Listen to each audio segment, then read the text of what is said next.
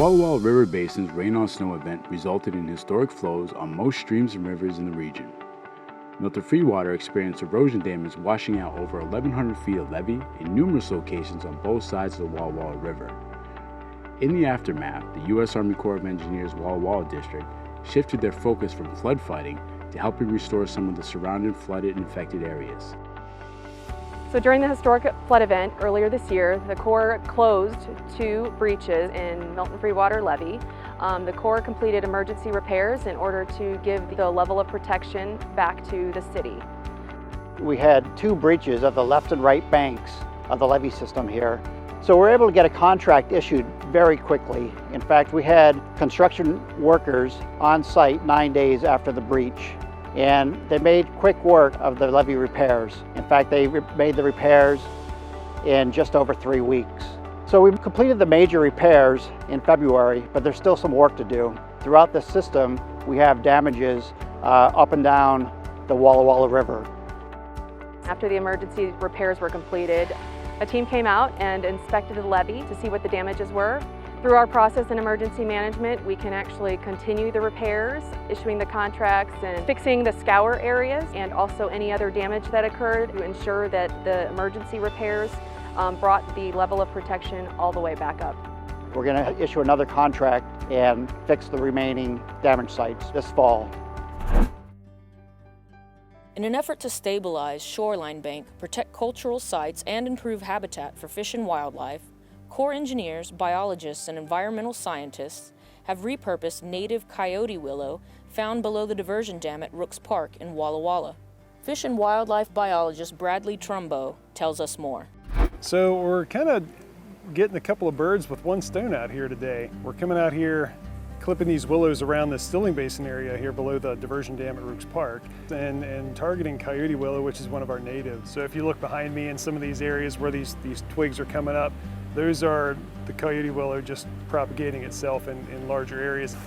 We take these willow whips from this area, which is kind of a damn safety concern, having all this vegetation in here as far as channel capacity. Then we're going to take them downstream to a cultural site, and we'll be able to stabilize a bank that's exposing potentially cultural resources and artifacts.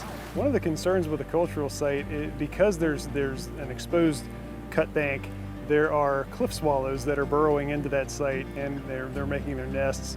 And one of the concerns is cliff swallows on their own can unearth some potential artifacts in there.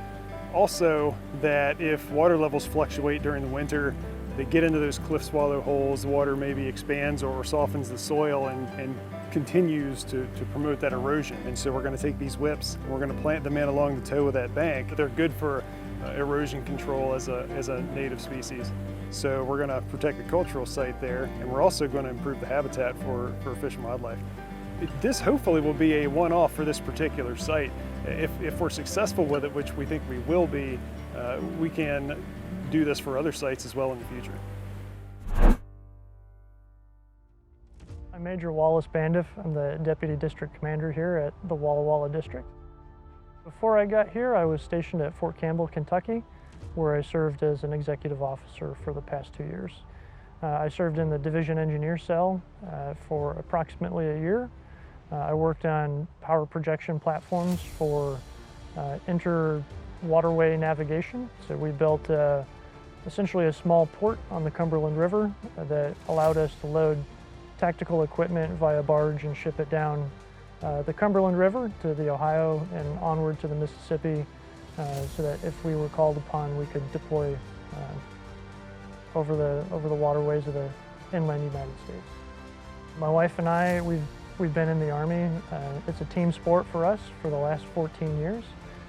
She's been supportive of me the entire time, and every opportunity that the Army gives to us to move somewhere new, we enjoy exploring the area.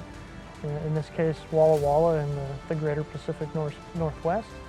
So if you have any suggestions about things to see, experiences to have while we're here, please let me know.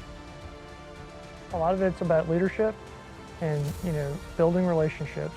So on small projects to large projects to just day-to-day operations, learning how to work with people and build teams that you can rely on, people that you can go to when you're up against a challenge, but you know they're the right person to help you get to overcome that. That was very useful for me, and I believe that's going to help me out here quite a lot. I need feedback. A lot of times as I travel around the district right now, I want people to know that they can talk to me, but if they don't, please work through your chain of command, through your supervisor to your supervisor's supervisor to say, hey, there's an issue here. We've attempted to correct something at our level, but we need a little bit of top cover to make the fix go to the very end. If there's something that I can do to help, that's what I'm here for. We have a fantastic workforce that didn't get here by accident.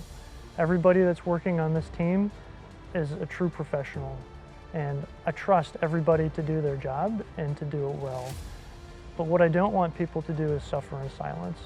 And I just need people to make sure that they elevate issues when it's the appropriate time.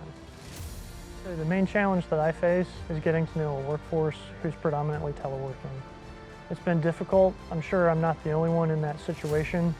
To build the relationships with those on your left and your right that you would ordinarily just walk a couple cubes down and ask a question of. Working in the digital environment has brought a lot of opportunity, but it's also introduced new challenges that require a few extra steps to get an answer to a question that you may have.